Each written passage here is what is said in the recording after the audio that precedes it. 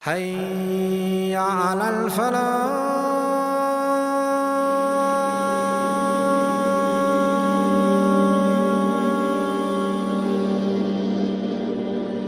The story begins like this. Imam Malik was about 9 or 10 years old.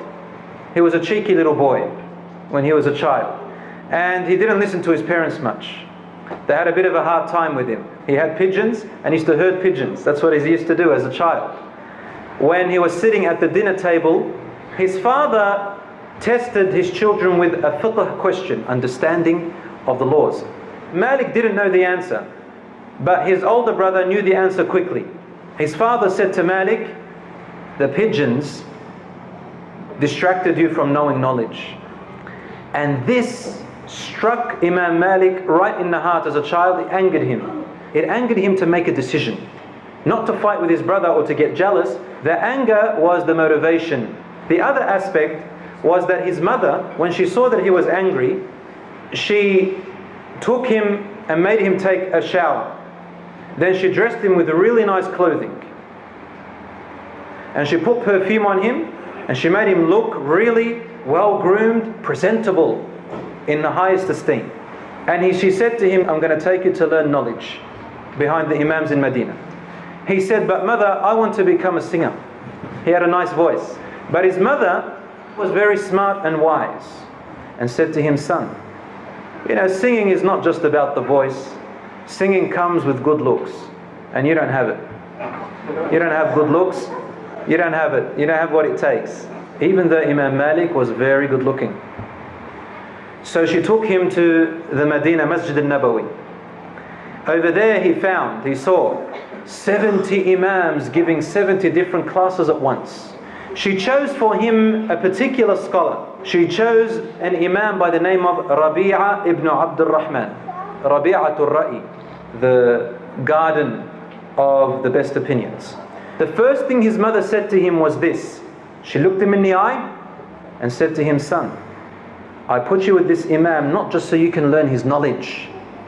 Before you learn his knowledge, I want you to learn his adab, his morals and his character. It was Eid time. And as students in Eid, they go and celebrate. Imam Malik, what's he doing? He's going to the house of Imam al-Zuhri. And he went with his books and his pen, and he waited outside the house of Imam al-Zuhri. He was about 16 years old at that time. And he waited and waited and waited, and there was a servant of Imam al-Zuhri. She saw Imam Malik outside, and she told Imam al-Zuhri about him. And they used to call him the blonde boy. She said he was the blonde boy.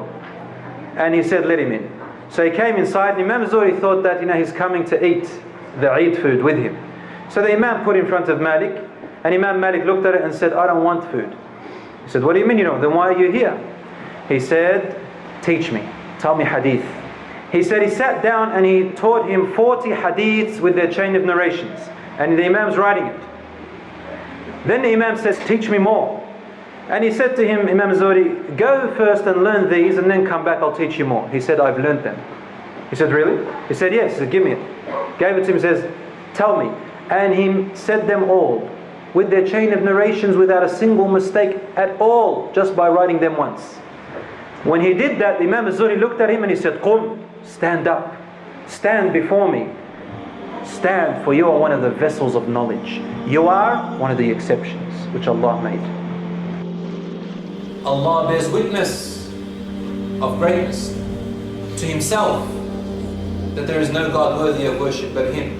And He bears witness to the greatness of His creation of the angels. And He bears witness to the importance and greatness of those endued with knowledge. Imam Malik ibn Anas. He was born in the year 93 Hijri in Medina, about the year 760. The man of aura. The man whom when you looked at him, you cannot help yourself but give him respect. Even though his origin was from Yemen and he lived in Medina, he really stood out. He was a tall man, wide-chested, broad-chested man, wide eyes, strong-looking man. And he was blonde hair, white face, and some narrations say he had blue eyes. His beard was long until it reached his chest. He wore the most elegant and eloquent clothing. When you looked at him, even if you didn't know that he was an imam, his features strike you, and you find something inside of you forcing you to respect this man. His father was a tabi'i. He had 3 brothers and 1 sister. One of his brothers, older brother by the name of An-Nadir ibn Anas, he was the man of knowledge. They used to say, Malik, the brother of Imam An-Nadir. When Imam Malik reached his position by the will of Allah, they started calling An-Nadir the brother of Imam Malik. Imam Malik was a tabi'i. He met the people who met the Sahabas. The grandfather of Imam Malik, his name was Malik ibn Anas as well. And his great-grandfather was a Sahabi. His name was Abu Amir. His grandfather Malik ibn Anas was a friend of Uthman ibn Affan radiyallahu anhu. Imam Malik started his knowledge at the age of 10 years. And he spent his whole life in Medina, in the land of the Prophet sallallahu alaihi wasallam. He never left Medina al-Munawwara, only to Mecca when he went and did Hajj or Umrah. He never even rode on a camel or any transport vehicle in his entire life when he was living in Medina. Because in his righteousness and love for the Prophet ﷺ and as a role model, he saw it disrespectful as an imam representing his deen in the highest esteem to lift himself off the ground out of respect for the Messenger ﷺ while his body was in the ground. When the khulafa, the rulers, when he went to meet them, and the rulers were in Iraq, in Baghdad and Kufa and those areas, he never left to see them there. Whenever he wanted to give them advice, he waited when they came to Hajj, to Mecca. If he was there, he'd meet them in their residential palaces. And when they came to Medina, he would go to the residential palaces and meet them there and advise them. He never went to a ruler for any need for himself or for any need of that ruler. The only time he ever went to the rulers or officials was for only one reason, was to advise them when they had erred. And this is the trait of all the imams, and especially the 4 imams. My brothers and sisters in Islam, Imam Malik learnt of his first teacher Rabi'atul Ra'i for 7 whole years dedicated to him. After that he started with the famous Imam Abdullah ibn Hurmuz. Abdullah ibn Hurmuz was an ex-servant, slave. He graduated after 8 years from Ibn Hurmuz's school. There is another Imam that he learnt of, his name was Imam al-Zuhri. Ja'far radiallahu anhu was the grandson of Ali radiallahu anhu. And he was a very important figure who was the teacher of Imam Malik. And there is a school of thought called the Ja'fari madhab. I just want to mention one of Imam Ja'far's very famous quotes. He said, Allah subhanahu wa ta'ala destined for us things and He made them unknown. And what He wanted from us, He showed it to us. So why do you have to sit there and thinking of the future? Don't think of the unknown. Don't worry about the unknown and ask questions of the unknown. Think and worry about what you have that is known and work with it. When he went with these scholars, he used to try and play a game to win the scholar all for himself. So he used to bring some dates and stuff, and he would assign some of his mates, his friends in the class, and he would say, I'll give you some dates to persuade the students to go back home today. So they'd go back home and he'd be one with him or 1 or 2 people with this teacher, and so he'd have this teacher all for himself. And that's where Imam Malik began. He was a vessel of knowledge. And he loved hadith, he loved his teachers. He used to stand outside and wait for his teachers in the heat of the sun, right in the middle of the dhuhr when everyone else was at home, and he'd wait for his imam. One of his imams, Imam Ibn Hurmuz, he never liked people to stop him and ask him questions except at the time of his dars. But Imam Malik didn't settle for that. He tried to always work his way around. So he'd wait on that rock, and when the imam came out, he'd see him. And he'd rush after him very secretly, and the first thing he would do is he would say, Assalamu alaikum wa rahmatullahi wa barakatuh. The imam has to say, Wa alaikum assalam. And he would say, yeah, imam, just about that hadith, can you just narrate that to me again? And about this mas'ala. He tried to get as many as he can from that imam, and the imam would have to answer him, as he was walking by. He excelled and mastered in his knowledge. But his sister became worried that, he used to stand a lot of hours in the sun. Sometimes he'd come back really sunburned. Her father said to her, don't worry daughter, he'll be alright. He is learning the hadith of Rasulullah sallallahu alayhi wasallam. Let him endure. And he actually became at the qualification of a mufti, one who can actually look at Quran and hadith by themselves raw and bring out new verdicts, new rulings for very new circumstances that haven't existed before. That's a mufti and a mujtahid. It's not very easy to be like that. When he was 21 years old, he became that mufti, and he said, I did not give any fatwa until I had 70 great scholars who had qualified me.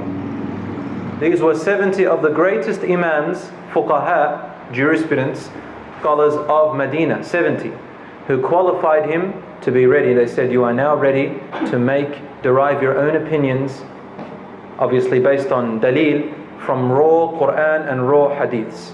That's something beyond measure. His way of thinking was a little bit different to Imam Abu Hanifa. In fact, very different to all the Imams. He didn't like to dwell into areas of controversial issues in Aqidah. And he didn't like to dwell into areas of ideological differences, such as what used to happen in Kufa with Imam Abu Hanifa, with the Mu'tazila and the Khawarij, philosophies of Greek theology and Aristotle's beliefs, such as saying today modernist views. He didn't dwell into them. In fact, he didn't need to do that because he was living in Medina. Imam Malik was a traditional man. He taught according to the actions and practices of the people of Medina. He was to look at the companions who lived in Medina, and his laws and school of thought revolves a lot around them. And one of his students by the name of Yahya ibn Yahya, he says, a man entered into our circle one day and he asked the Imam a question. He said, Ya Imam, Ar-Rahmanu ala al-Arsh istawa, the most merciful rose above his throne. That's literally what it says in the Quran. He asked, how did Allah rise? Imam Malik put his head down and the students could see him sweating out of anger. He was angry at that question. So Imam Malik looked up and he said to him, I don't know how above, but Allah is above, is not below. And asking this question is an innovation. And then he looked at him and he said to his students, get him out. They carried him out of the masjid quickly. And he said, I don't see you except an innovator or a mischievous person who wants to cause fitna. That's how we dealt with these issues. Imam Malik's fiqh, like every other scholar, including Imam Abu Hanifa, Imam Malik first looked at the Quran for solutions. If there was no clear-cut solution in the Quran, then he would look second into the Sunnah, the ways of the Prophet ﷺ. If there was nothing clear-cut, and now we're coming down to very detailed, minute information now about the deen, it has to be something quite special that has occurred, he would look into the opinions of the Sahabas. Then if he couldn't find a clear-cut solution from the opinions of the Sahaba, he would then look at something called al-ijma', consensus of the companions and consensus of the scholars, the great scholars that existed. And up to here, all the four Imams still followed up to this stage. Now here was where Imam Malik differed. He looked at something which the other Imams didn't agree with him about, including one of his very close colleagues who studied with him. His name was Al-Layth ibn Sa'd. Imam Malik used to use the practices of the people of Medina, meaning he would look at their practices and how they acted, and he would say, act like them. And there were more than 120,000 companions in Medina that lived by the time Imam Malik came around. Layth ibn Sa'd used to write letters to him saying, Ya Imam, you are right to use these great Sahabas of Medina, that's good. We don't see ourselves any better than them. However, not 200 years later, there are customs involved, traditions of your culture. And Imam Malik respected his opinion, but he stuck to his own, believing that this is the right one. If he couldn't find it among the people of Medina, he went to something which Imam Abu Hanifa used, and that is qiyas, to come to a ruling by comparison. He'd look at a ruling that's similar to it and say, okay, we'll say that it's like this, we'll practice it like this. The scholars used to say that smoking cigarettes is makruh, it's just disliked. But when they found out the effects of smoking and tobacco and how bad it is, we conclude that cigarettes and tobacco is haram, like the way drugs or alcohol is haram. Imam Malik also looked at a very unique way, and this is where he really differed, something full of flexibility. In his madhab, you will find three things that the other imams didn't. One of it was called al-istihsan, which means the better of two fiqh matters. If he's got two fiqh matters, he'll take the easier one, or the better one. And the second thing he used to follow was sadd al-dhara'i', which means something lawful or unlawful, depending on what it will lead to. For example, if it leads to destruction, eliminate it. And thirdly, al-masalih al-mursala, the benefits of the public. If something may lead to the harm of the public or community, even if it was something halal, then you should stop it. And this is to look at the benefits of the people at large. But Imam Malik's madhab was actually the most flexible because of these three. And the other imams differed about that. They didn't really agree on it. Maybe Abu Hanifa to a certain extent. Imam Malik produced a monumental book. It is called Al-Muwatta. Al-Muwatta lil Imam Malik. This book is a collection of prophetic hadiths and some companion sayings, etc. It contains currently about 1,720 hadiths. And it was about 100 years before Bukhari and Muslim and the 6 books of hadith that we know about. So basically, some scholars say this was probably the first book of hadith ever. And it is one of the most authentic.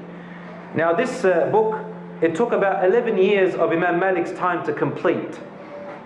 And it came to us through one of the students of Abu Hanifa, Muhammad ibn Hassan al-Shaybani, who studied under Malik for 3 years. And he propagated this book along with another scholar. It reached another scholar by the name of Asad ibn al-Furat, who was famous for propagating Islam to a place called Sicily. And a student of Malik wrote Al-Muwatta, and the basics of the madhabs spread to Africa and Spain. And this kitab, Al-Muwatta, was spread by his students. Imam Malik didn't write Al-Muwatta himself. He collected it, and his students actually put it together. The way they put it was, first of all, there was 100,000 hadiths in it.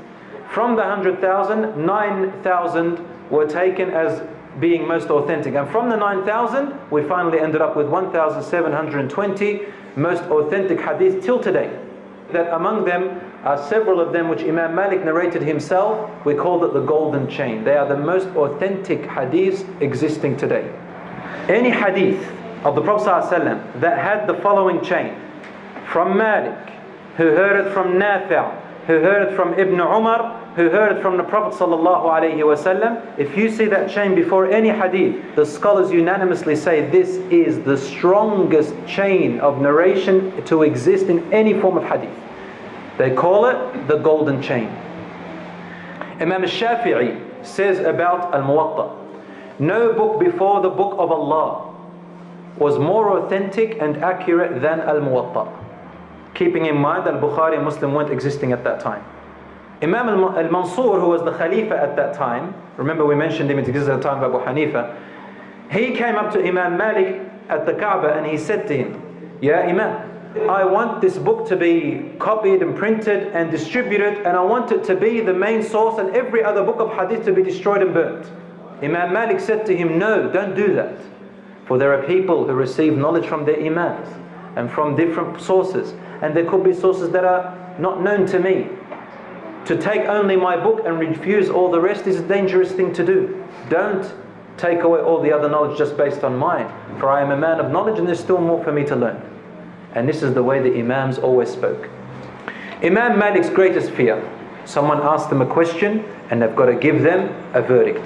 Every time Imam Malik was asked for a verdict that didn't exist before, he would say to the person, wait. He'd go and make wudu, then he'd come back, he'd sit down, and he would start by saying, there is no might and there is no power except with Allah. Then he would give the answer to the best of his knowledge. He used to say, there is nothing more harder upon me in life than when I was asked a question about halal or haram, is this permissible or not? Because I am representing the ruling of Allah Himself, the creator of the world. So the scholar's form of decoration was a common motto: I do not know. Al-Haythami, which was one of the students of Imam Malik, says, I witnessed Imam Malik being asked about 48 issues, matters, on separate occasions. He replied to 32 out of 48 of them. He replied to them, I do not know. There is a story about a Moroccan. He had a question which all of the Imams of Morocco could not answer him. So he traveled for 4 months with a message from the Imam saying, there is no knowledgeable scholar on the face of the earth than Imam Malik. Go to him in Medina and get us the answer for your question. So he set out for 4 months. You can imagine the desert and the heat and the struggle. When he arrived, he asked Imam Malik the question. Imam Malik met and made wudu, came and sat down, said, La hawla wa la quwwata illa billah, stood up and said to him, give me till tomorrow. The next day he did the same thing and he sat down and he said to him, my answer is, I do not know. The Moroccan student stood up and said, Ya Imam, with all due respect, the Imams of Morocco are waiting for my answer and I've traveled 4 months. And now I have to return another 4 months. So how many is that? 8 months to get the answer. I can't say to them, the great Imam says, I do not know. Well then go and tell your scholars that Imam Malik says he doesn't know. The Moroccan went back and this is what he told them. I do not know. Because this can earn him this place in hellfire. If he knew that he had made a mistake, he'd gather his students and then he would clarify his mistake in front of all his students. That's something very heavy to do. Listen students, I said this before and I've made a mistake. This is what the correct answer is. In his circles, if anybody spoke while he is speaking, that would be forbidden. In his circles, he never allowed someone, he didn't like people asking, what's your daleel? They're asking him things which they don't understand themselves. Opposite to Abu Hanifa's circles, he used to encourage his students to discuss and debate. As for Imam Malik, who lived in Medina, the knowledge in Medina was different. It was quite strict and straightforward. And these ideologies of Khawarij and Mu'tazila and Greek philosophy and Aristotle's beliefs and stuff, they weren't in Medina. So Imam Malik was not interested in all those ideologies. Anyone who asked them, does Allah have a hand? Where is He? Which face is He directed? And all those thoughts, he never attempted to even answer them except in one way. Brief answers that made them be quiet, take it as it is and walk away. Where he used to sit was the same spot where the Prophet ﷺ used to sit and teach. It was the same spot where Umar radiallahu anhu, the Khalifa, sat and taught. He never in his life narrated a single hadith while standing. Imam Malik, before he ever said one hadith, he'd go and have a shower, or he'd make wudu, then he'd pray 2 rak'ahs, then he'd wear the best of clothing, put on the best of perfume, enter the masjid quietly and would not say a word until serenity and peace befell him. Wallahi, I'm not exaggerating. This is what his students say. He went to the seat of where the Prophet ﷺ used to sit and he sat there. Then he looked up at his students and he spoke the hadith with its narration.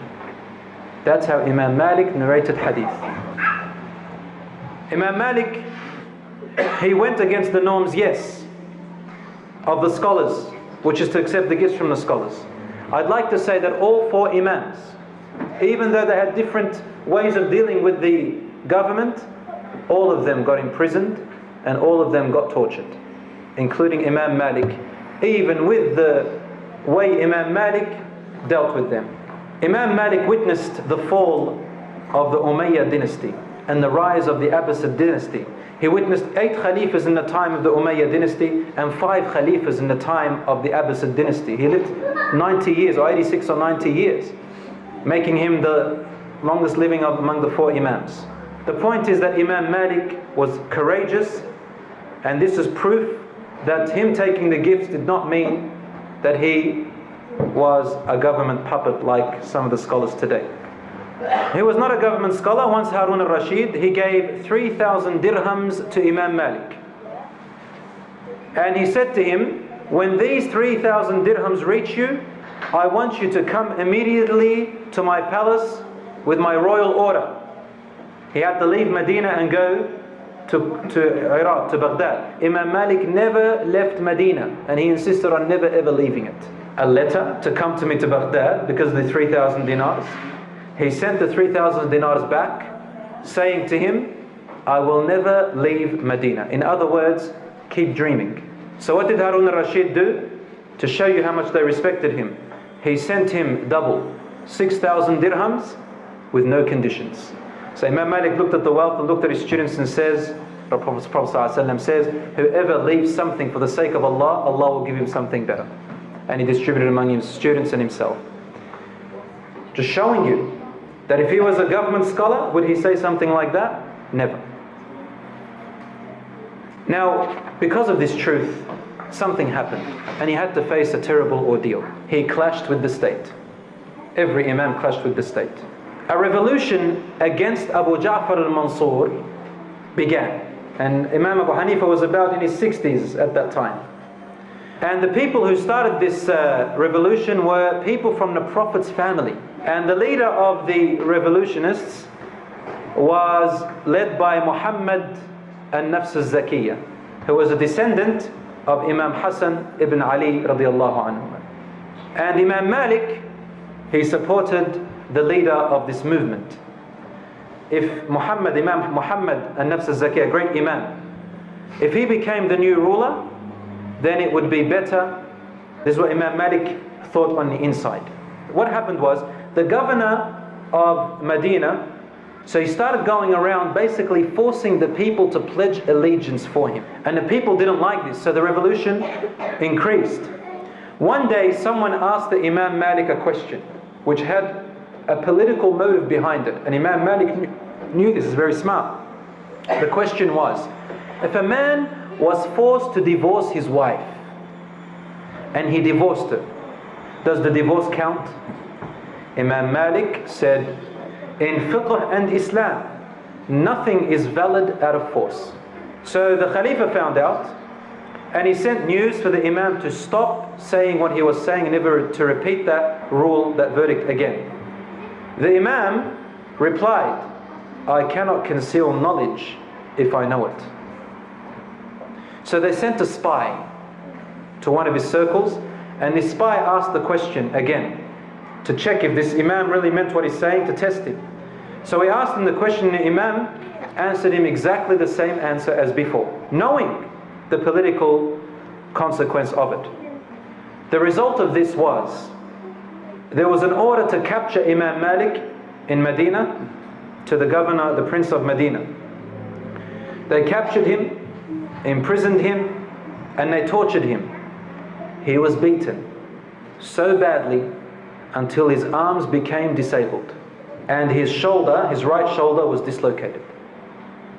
In that time, Imam Malik prayed a little while with his arms down. This is documented. Then there was a second revolt. When they heard about Imam Malik being tortured this way, his students got up. You mess with his students? So Imam al-Mansur, Khalifa al-Mansur, he came in person to Medina, and he says, I apologize, Ya Imam, I did not order this. Please tell me what you need and I will give you. And I've sacked the governor and I've humiliated him and so on. This is what he claimed. And Imam Malik therefore was not a government scholar. The end of his life of Imam Malik, after that, he became very ill at the age of 90, and he could not go to the masjid for a little while. He died at the age of 90 years.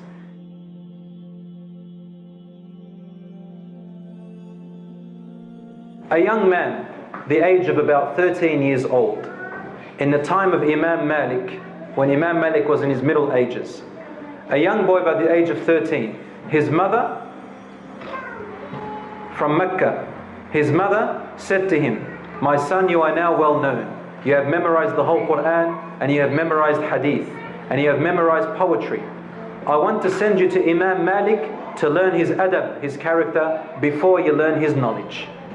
So she got him ready, and she wrote a letter to the prince of Mecca, the governor of Mecca, who happened to be her cousin. She wrote a letter to him to send a letter to the governor of Medina to go with her son to Imam Malik, basically to intercede for him to become his teacher.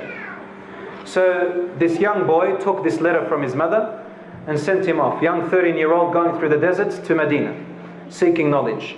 He reached the governor of Medina and gave him the letter of the governor of Mecca. And the governor of Medina, his face changed. He started to sweat. The young boy looked at him and said, "What's wrong?"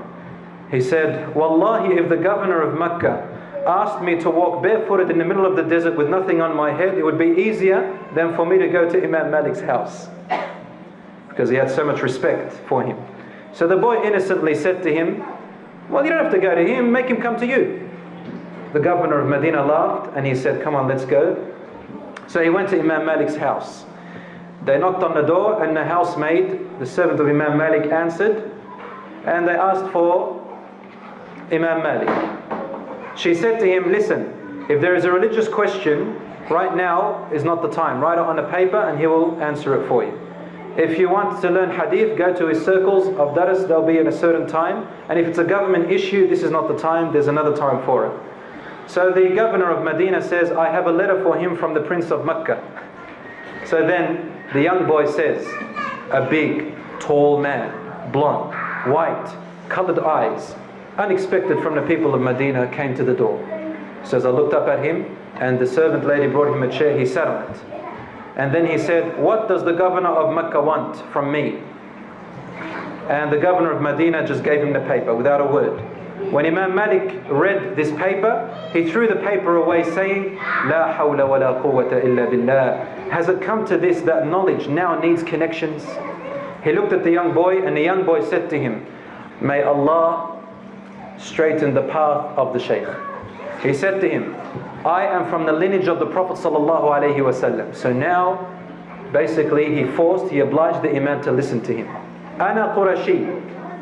I have memorized the Quran at the age of 7. And your Muwatta, the whole of it, I've memorized it with its chain of narrations by the age of 10. My mother sent me here to learn from you." Imam Malik looked at him and said, "O young boy, fear Allah and stay away from sins.